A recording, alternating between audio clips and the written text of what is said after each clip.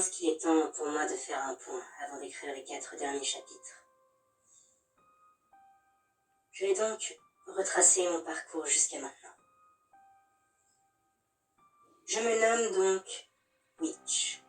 Du moins, c'est le nom qui m'a été donné par mon père, qui fut mon prisonnier dans le village durant des siècles.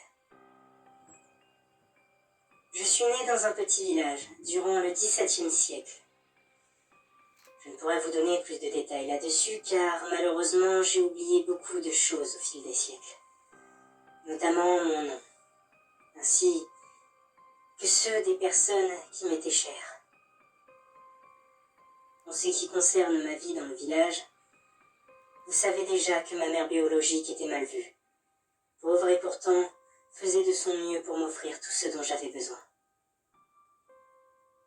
Puis un jour, elle a été tuée par les habitants de notre village, et j'ai été recueillie par ma mère adoptive.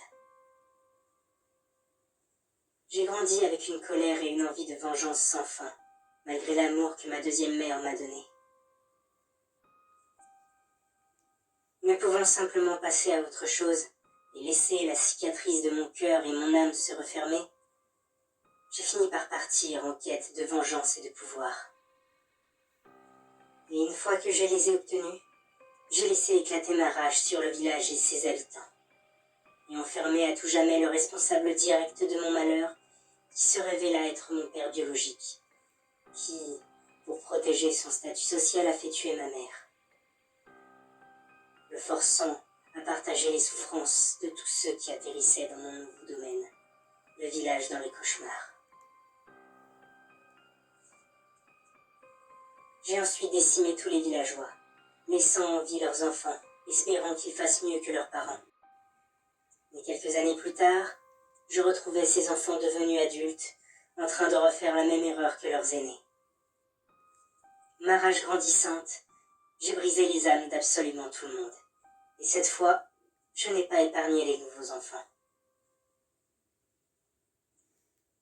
Suite à ça, durant des siècles, la colère ne fit que grandir en moi, alors que je torturais et brisais systématiquement toutes les âmes qui finissaient dans le village. Énormément d'âmes ont fini leur voyage dans mon antre. Certains étaient des raclures de la pire espèce, alors que d'autres étaient des âmes perdues, qui, si elles méritaient quand même une punition pour le mal qu'elles ont pour la plupart involontairement fait, auraient pu être sauvées, si je n'avais pas été aveuglé par ma rage. Mais un jour, durant le cauchemar d'une âme, j'ai utilisé l'image de ma mère biologique. Néanmoins, je ne pouvais m'en servir pour faire du mal.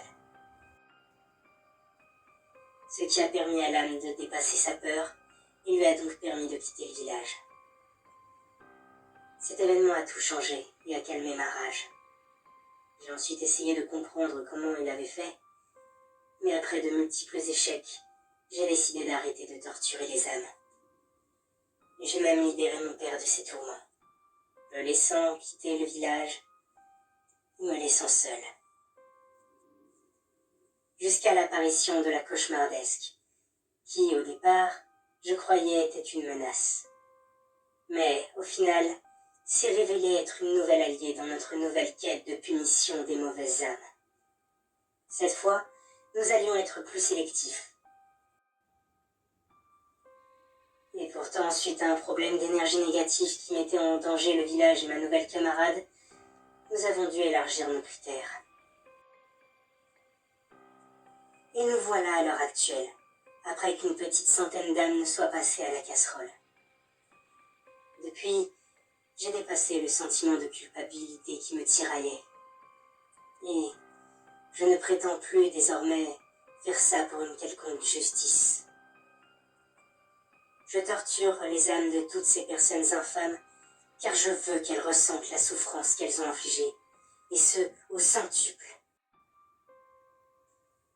Et les briser pour que plus jamais elles ne recommencent à faire du mal. Plus, le village et la cauchemardesque ont besoin de se nourrir. Alors, autant que les proies ne manquent à personne, et qu'elles méritent leur funeste destin.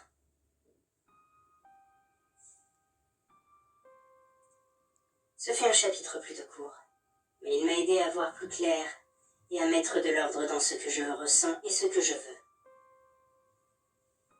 Et je ressentais le besoin de faire un bilan sur ce qui m'est arrivé. Je pense que ça me servira pour les prochains chapitres, en particulier pour le dernier. D'ailleurs, le prochain chapitre devra commencer par la lettre X. Je me demande bien ce que je vais trouver à raconter dedans. Il n'y a pas énormément de possibilités. Je finirai bien par trouver quelque chose, j'imagine.